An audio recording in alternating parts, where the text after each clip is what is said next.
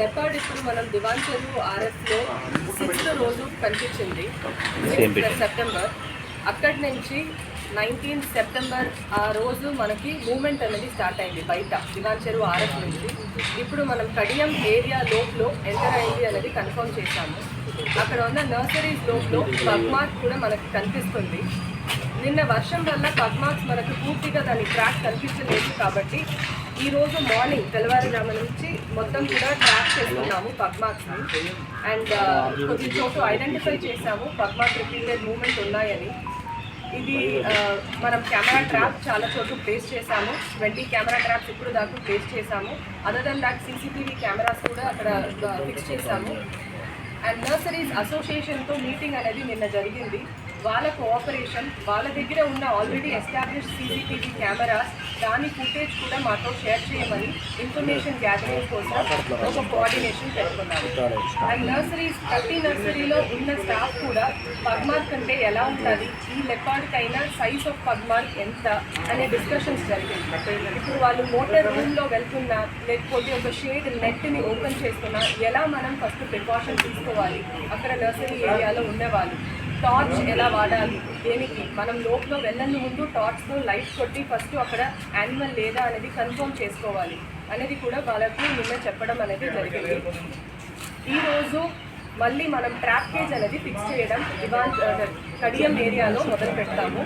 Confirm pugmark మనకు కొద్దిగా చోట్ల దొరికింది కాబట్టి ఆ ఏరియాలో పబ్లిక్ కొద్దిగా డిస్టర్బ్ చేయకుండా ఉంటే ఈ ఆపరేషన్ ఇంకా మనకి ఎఫెక్టివ్ అండ్ సక్సెస్ఫుల్గా ఉండాలి. ఒక చోటు పగ్మార్క్ కనిపించిందంటే మొత్తం క్రౌడ్ అక్కడ వచ్చి దాన్ని డిస్టర్బ్ చేసేస్తే మళ్ళీ మనం ట్రాప్ కేజ్ పెట్టినా కూడా అక్కడ యానిమల్ రాదు. ఎందుకంటే ఎంత హ్యూమన్ ఇంక్రీజ్ అవుతున్నామో అంత ట్రాప్ కేజ్కి అది యానిమల్ దాన్ని అవాయిడ్ చేస్తూ వెళ్తుంది.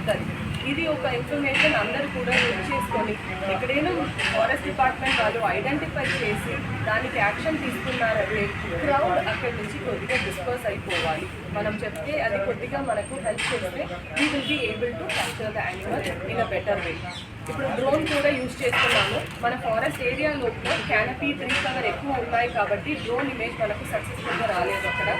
ఇక్కడ మనకు క్యానపీ ట్రీ తక్కువ ఉంది, నర్సరీ కొద్దిగా ఓపెన్ ఏరియా ఉన్నాయి కాబట్టి డ్రోన్ సహాయం కూడా ఇక్కడ మనం ఎక్కువ వాడుకోవచ్చు అనేది అనుకుంటున్నాము.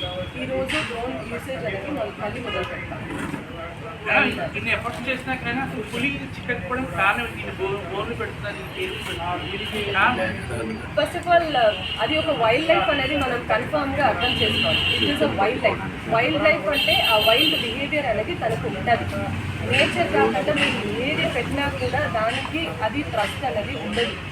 అండ్ ఇది మనం ఇక్కడ ఒక లెపర్డ్ చూస్తున్నాము. త్రూ అవుట్ ఇండియా ఈ ఒక్క ఇయర్లో మాత్రం there are 76 leopards staying in human habitation. ఇప్పుడు మనకి లెపర్డ్ ఇది న్యాచురల్ హ్యాబిటేట్ కాదు అని అనుకుంటున్నాం. బట్ లెపర్డ్కి ఒక కోకోనట్ ఫామ్ అయినా సరే, సీతాఫల్ గార్డెన్ అయినా సరే, ఫారెస్ట్ అయినా సరే ఒకేలాగానే అనిపిస్తుంది. ఆ లెపర్డ్కి ఇది అన్నీ కూడా హ్యాబిటేట్ లాగానే ఉన్నాయి కాబట్టి అది ఫ్రీగా రోమ్ అవుతుంది, ఆహారం దొరుకుతుంది. మళ్ళీ మనం ఆర్టిఫిషియల్గా పెట్టుకున్న ఒక ట్రాప్ కేజ్కి రావడానికి టైం పడుతుంది. అండ్ ఇన్ఫ్యాక్ట్ మనం పెట్టిన లొకేషన్స్ అన్నీ కరెక్ట్, ఆ ట్రాప్ కేజ్ లొకేషన్స్లో ఏ ప్రాబ్లం లేదు అనేది కూడా కన్ఫర్మ్ చేసుకున్నాం. అయినా కూడా ఇప్పుడు హ్యూమన్ హ్యాబిటేషన్ దగ్గర ఉన్నాయి కాబట్టి ఇంకా కొద్దిగా సీరియస్ ఎఫర్ట్స్ అనేది తీయాల్సి ఉంటుంది. అండ్ క్యానపీ కవర్ తగ్గింది కాబట్టి డ్రోన్ కూడా మనకి ఎక్కువ సపోర్ట్ చేస్తుంది అని అనుకుంటున్నాము.